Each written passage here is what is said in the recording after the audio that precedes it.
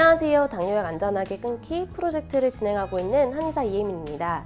이번 영상에서는 실제 공복혈당 때문에 고민하셨던 그리고 제가 상담드렸던 분의 이야기를 해보려고 하는데요. 궁금하신 분들은 끝까지 시청해주세요.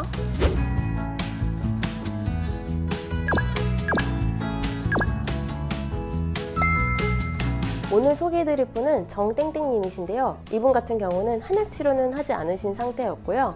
아직 공복혈당만 높지 식후혈당이나 당화혈소는 정상 범위를 유지하고 있었던 분이었습니다. 그래도 공복혈당이 높았기 때문에 저에게 상담 요청을 해오셨던 분이었고요. 일주일에 한 번씩 저와 상담을 통해서 생활관리를 해갔던 분이었습니다. 공복혈당이 130 정도 나온다고 하셨는데 쭉 이야기를 들어보니까 수면 습관이 일단 좋지 않았어요.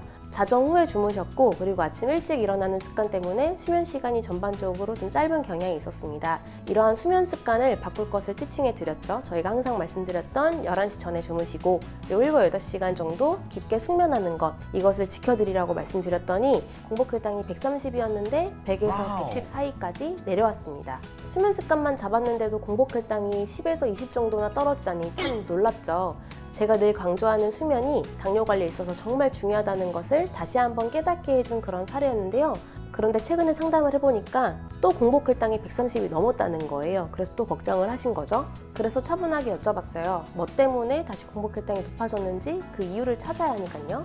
이야기를 들어보니까 잠은 11시 반에 주무셨대요. 그래도 일찍은 주무셨죠. 자정 전에 취침을 하셨기 때문에 일찍은 주무셨는데 문제는 그날따라 커피를 꼭 마셔야 하는 그런 상황이 있었대요. 평소에는 안 마셨는데 그날따라 커피를 마셨고 그것 때문인지 새벽 5시에 기상을 해서 그 뒤로는 잠을 못 주무셨다고 합니다. 그래서 새벽 5시에 기상을 해서 뒤척이다가 새벽 7시에 공복혈당을 쟀더니 130이 넘었던 거죠.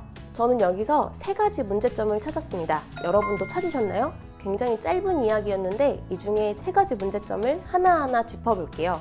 첫 번째는 수면 시간이 평소보다 짧아졌다는 점이에요. 11시 반에는 주무셨는데 5시에 일어나셨죠. 이 때문에 수면 시간이 6시간 반밖에 되지 않았고요. 제가 늘 7시간에서 8시간 정도 숙면을 취하라고 말씀드리는데 평소보다 수면 시간이 짧아지다 보니까 공복혈당이 높아질 수밖에 없었던 거죠. 총 수면 시간이 6시간 반이라서 짧았던 것도 있지만 만약에 여기에다가 야간일도 있다거나 아니면 숙면을 못했다거나 처음에 잠드는데 시간이 걸린다거나 등등의 요인이 있으면 수면 시간은 더 짧아질 수밖에 없습니다. 이 점까지 유의하셔야 되고요. 두 번째는 커피를 마셨다는 점입니다. 커피를 마시면 숙면을 못 취한다 이런 얘기 들어보셨죠?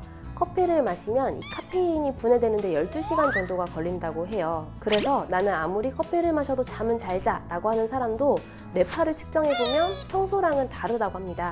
이분 같은 경우는 평소에 커피에 예민해서 커피를 안 마시고 있다가 갑자기 그날따라 마시게 됐고 이 때문에 숙면을 취하지 못했을 거라고 우리가 예측할 수 있겠습니다. 숙면을 취하지 못했으니 당연히 공복혈당은 높아지겠죠.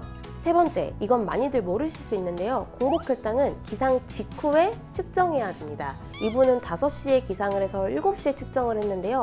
사실 우리가 기상 직후에 측정했을 때보다 1시간 후에, 2시간 후에, 3시간 후에 측정한 공복혈당이 똑같은 공복 상태라 하더라도 점점 혈당이 올라가는 경향이 있습니다. 요거는 병리적인 게 아니라 생리적인 현상인데요.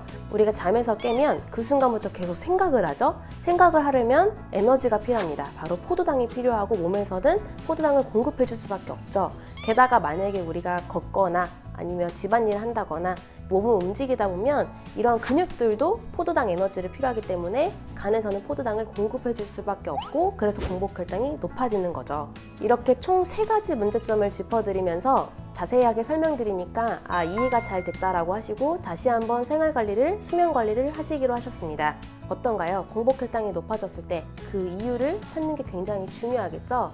공복혈당은 수면과 관련이 굉장히 깊습니다. 따라서 공복혈당 때문에 평소에 고민이었던 분들이라면 이 영상을 보시고 다시 한번 수면 습관을 면밀하게 검토해 보셨으면 좋겠습니다. 공복혈당과 수면에 대해서 궁금한 점이 있다면 댓글 달아주시고요. 우리는 다음 영상에서 뵙겠습니다. 감사합니다.